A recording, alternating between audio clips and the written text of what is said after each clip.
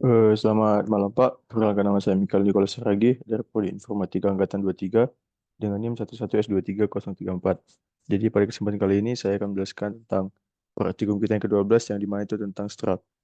Jadi tujuan dari presentasi ini dan praktikum ini adalah untuk menambah pengetahuan bagaimana aplikasi strat di bahasa C. Jadi langsung saya jelaskan di sini. Yang pertama di sini ada eh, include studio.h, stdlib.h, dan lain-lain di sini, dan di sini ada define max task, lalu define max task like. Jadi di sini ada sebuah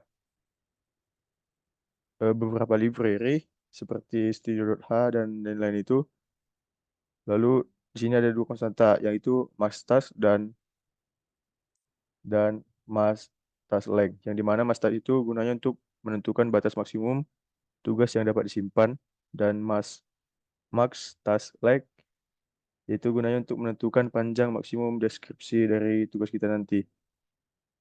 Lalu pada bagian ini ada tipe def enum, yang dimana ini gunanya untuk menyatakan tugas atau to-do kita, yang selanjutnya sebuah struct task digunakan untuk menyimpan deskripsi tugas dan statusnya. Lalu to-do list ini adalah struct yang merepresentasikan daf- daftar tugas-tugas secara keseluruhan yang berisi array, jumlah tugas, dan kapasitas maksimum. Lalu yang selanjutnya sini ada fungsi void display task, yang dimana fungsi ini digunakan untuk menampilkan daftar tugas yang ada di dalam to-do list kita. Lalu di sini ada fungsi allocate to-do list, yang dimana gunanya ini itu untuk mengalokasikan memori baru untuk task dalam to-do list. Jadi jika kapasitasnya tidak cukup, eh, yang gunanya untuk mengalokasikan memori baru untuk task dan dalam to-do list jika kapasitasnya tidak cukup. Ia menerima pointer ke to-do list dan kemudian mengalokasikan memori yang cukup untuk menyimpan tugas baru tersebut. Yang selanjutnya sini ada fungsi add task, yang dimana gunanya ini eh, untuk menambahkan tugas baru ke dalam to-do list kita. Lalu di sini ada fungsi void edit task, yang dimana kegunaan dari fungsi ini tuh gunanya untuk kita mengedit task kita atau mengedit to-do list kita. Jika misalnya ada to-do list yang mau kita edit atau kita ganti, kita bisa menggunakan fungsi ini. Lalu di sini ada fungsi eh, ubah status, yang dimana kegunaan fungsi ini untuk mengubah status suatu tugas dalam to-do list kita, yaitu misalnya to do menjadi progress atau progress menjadi done, atau gitulah sebaliknya. Di sini dia menerima pointer ke to-do list kita dan juga menerima nomor tugasnya yang ingin diubah, status parameternya. Yang selanjutnya di sini ada void filter data, yang dimana gunanya ini untuk memfilter tugas-tugas di dalam to-do list kita berdasarkan statusnya, atau to do, progress, atau done. Dan ini juga menampilkan tugas-tugas yang sesuai dengan setiap statusnya. Lalu yang selanjutnya sini ada fungsi void cari to do, yang dimana kegunaannya ini untuk mencari tugas berdasarkan deskripsi yang diberikan. Jadi ini nanti akan menerima deskripsi sebagai parameternya dan kemudian mencetak sebuah tugas yang mengandung deskripsi tadi. Lalu di sini ada fungsi delete task yang dimana kegunaannya ini untuk menghapus tugas dari to-do list kita berdasarkan nomor tugas yang kita pilih. Lalu ini juga memeriksa apakah nomor tugas yang dimasukkan itu valid dan kalau valid nanti dia akan menghapus tugas tersebut dari daftar to-do list kita. Yang selanjutnya ini adalah fungsi main. Ini adalah fungsi utama dari program kita yang dimana gunanya ini eh, mela- untuk melakukan inisialisasi untuk awal to-do list dan kemudian masukkan loop while yang berisi menu utama program. Lalu sini ada case 1 yang dimana sini pada pilihan ini pengguna dapat menambahkan tugas baru ke dalam daftar. Yang selanjutnya ada case 2 atau case yang kedua ini gunanya untuk mengubah data. Jadi sini pilihan ini memungkinkan pengguna untuk mengubah deskripsi dari tugas yang sudah ada dalam daftar. Yang selanjutnya case 3 ini gunanya untuk eh, mengubah status dari tugas yang sudah ada di dalam daftar. Misalnya yang tadi to do menjadi progress atau done, begitupun sebaliknya. Yang selanjutnya ada case 4 yang dimana ini eh, memungkinkan pengguna untuk melihat daftar tugas yang telah difilter berdasarkan statusnya. Lalu case yang kelima, pada pilihan ini pengguna dapat mencari tugas berdasarkan deskripsi yang tertentu. Lalu pengguna diminta untuk masukkan deskripsi pencarian dan kemudian fungsi cari to do yang tadi akan dipanggil untuk melakukan tugasnya pencariannya tadi. Lalu case yang keenam itu gunanya untuk menghapus data. Lalu di sini ada case 0 yang dimana kalau pengguna memilih eh, ini akan keluar dari loop dan programnya akan selesai berjalan. Jadi kalau misalnya eh, kom- kita compile sesuai yang di modul,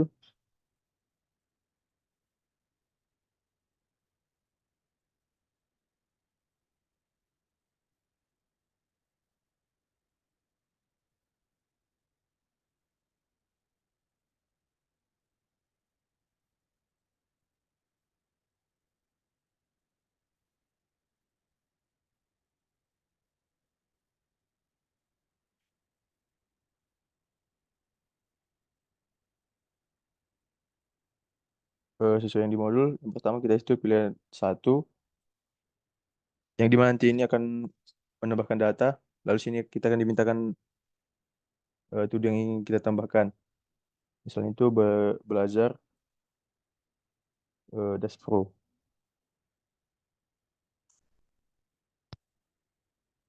Lalu eh, kita pilih satu lagi untuk menambahkan data lagi. Kita coba untuk menambahkan tool yang sama, menambahkan tindakan yang sama atau menambahkan to yang sama lagi, belajar Dash Pro.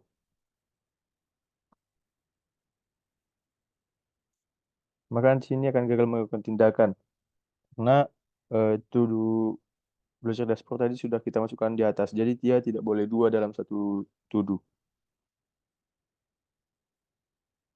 Lalu kita pilih satu, misalnya kita buat bermain game. Nah, nanti itu akan ditambahkan ke dalam daftar to-do-nya karena dia tidak sama dengan daftar to-do yang kita tambahkan sebelumnya. Lalu jika kita pilih dua,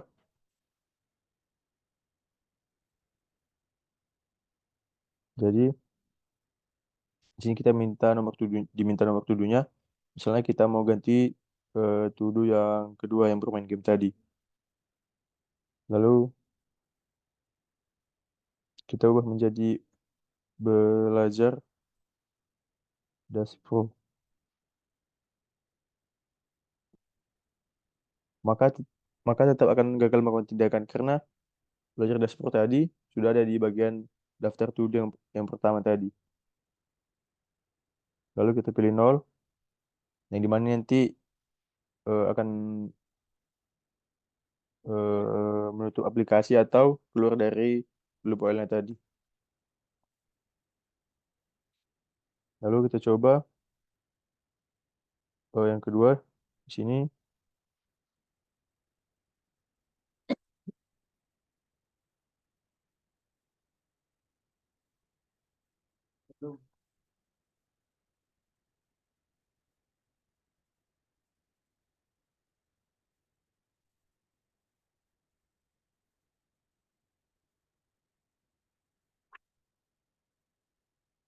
Jika kita pilih eh, yang case atau menu yang pertama yaitu tambah data, maka kita akan mendapatkan to-do-nya.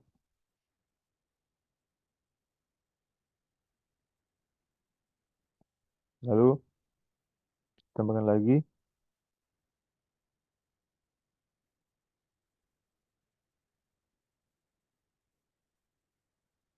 lalu kita tambahkan lagi,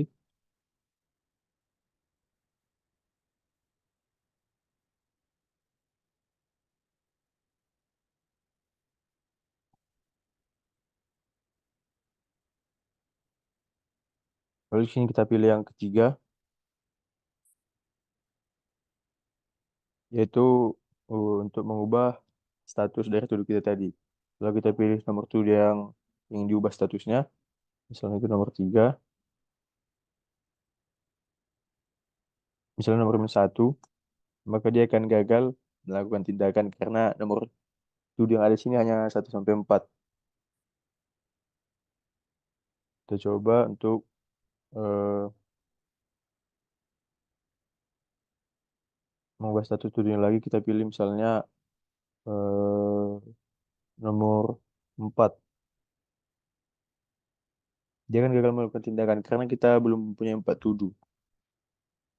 Jadi kalau misalnya kita ubahlah eh, status to-do yang pertama, lalu kita pilih 2,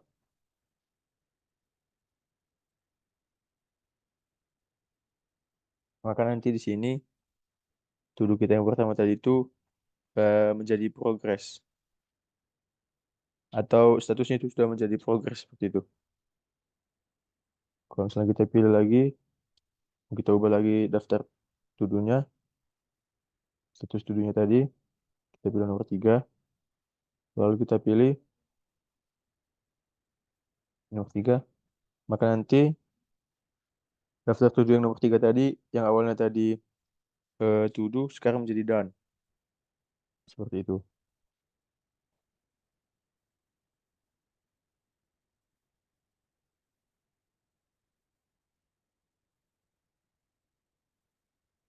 Jadi sekian persentase dari saya. Jika ada kesalahan kata, saya minta maaf. Terima kasih.